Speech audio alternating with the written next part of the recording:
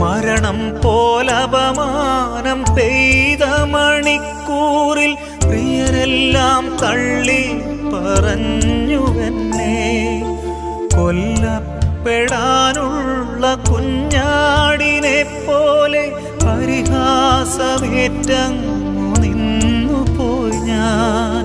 ജീവിച്ചിരിപ്പുണ്ടോ എന്നു പോലുമൊന്ന് അന്വേഷിക്കാനായിട്ടാരുമില്ല.